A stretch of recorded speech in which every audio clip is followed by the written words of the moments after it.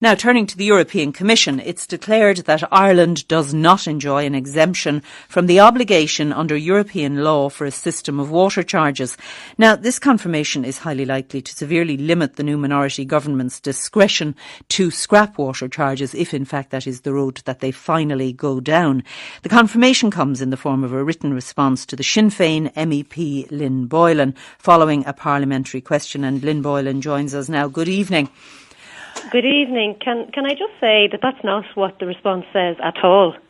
Does it not? The Commission's written response makes it clear that Ireland's de facto exemption from water charges no longer applies because the government introduced water charges and metering. Not what it says.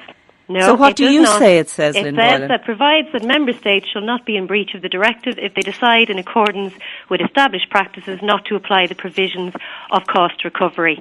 Now, that's the derogation. That's what the response says. It says if the established practice is to have a system in place implementing the recovery of the costs of water services, the Commission then considers that the flexibility would not apply. Now, nobody in their right mind is going to say that the established practice in Ireland is Irish water, which in itself is not even in compliance with the Water Framework Directive because it's not even having full cost recovery. It's literally just covering the costs of its bills, of issuing bills. So it's absolutely nonsensical to interpret that from the response that the Commission gave out this morning.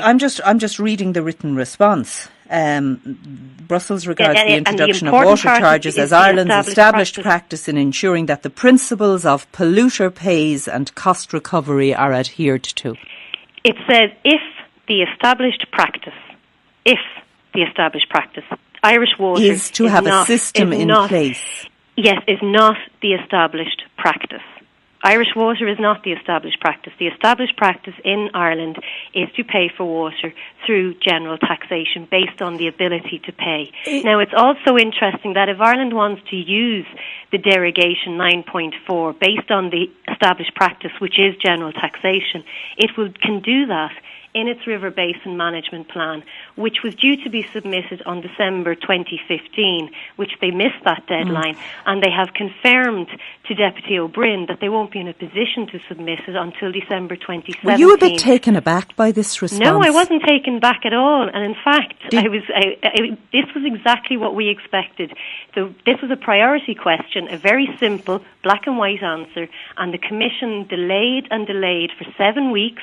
We got confirmation off the record that this was being blocked at the Cabinet, Commission Cabinet, and what we did then yesterday was put out a press statement to put pressure on the Commission, and they came out with a vague response, which is all based on established practices. Practices is not Irish water. Did we introduce the concept of water charges and metering back in 2010?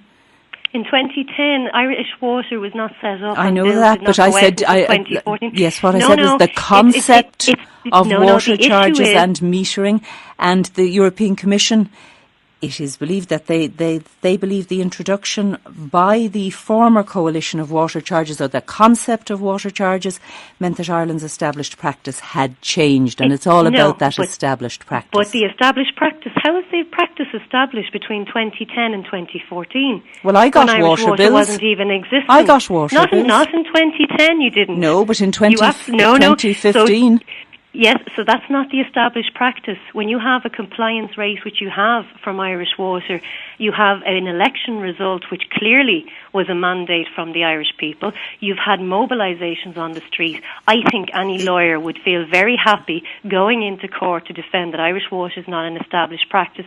And can I also say that there's a precedent here in the European Court of Justice found in favour of the member state in applying the derogation in a court ruling in 2014 against the German government. And that was around cost recovery. And they actually found in favour of the Germans over the Commission. Well, in that the flexibility is there for member states. I read this report today, and I took one meaning out of it. You're taking another meaning out of it. And you read a report, or you read the response from the Commission? I read the reports. of The what the response Commission is not up has on the said. website. Oh, no, I read the reports of what the Commission has said, and I took But no, from no, it... sorry. Yeah. The report, the Commission's response is not public. No, I'm not talking about the Commission's response. I said I've read the media reports of what has been said, and I've taken this meaning out of it. I'm not saying I'm right, but I'm asking you if it will be open to interpretation. But what I'm saying is that this response is not a public, it's not up on any website. Yeah. We received it this morning.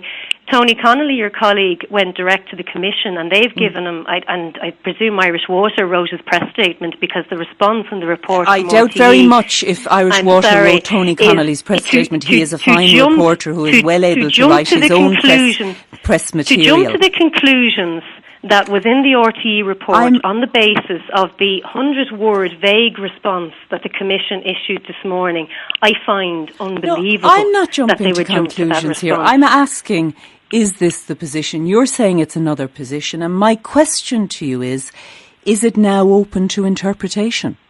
What I'm saying is that RTE's interpretation of a very vague response today, I find bizarre. It doesn't take into account.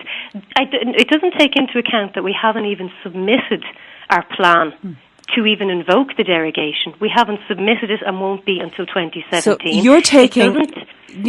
just a moment, Lynn Boylan. Yep. You're taking one interpretation of this, and I'm not saying that's right or wrong. I've put forward another interpretation. I'm asking you if it will now be for further people within the European Union, the European Commission or elsewhere to decide what is the correct interpretation of this, and ultimately, could Ireland be facing fines?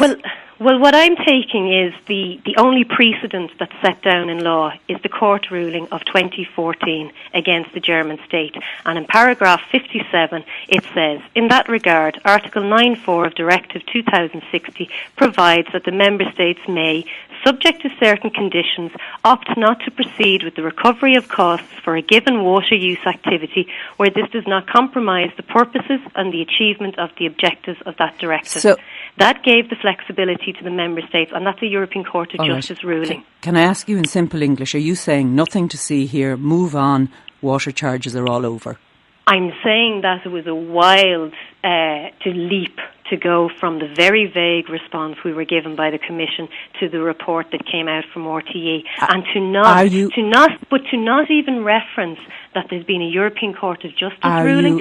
To not reference that Scotland have invoked the ability to pay clause and are in complete compliance with the European Water Framework Directive. Are you saying it's wrong? I'm saying that it's not balanced. Are you saying it's wrong? You have one interpretation. I've put another interpretation to you. I have said it will be still open for others to decide.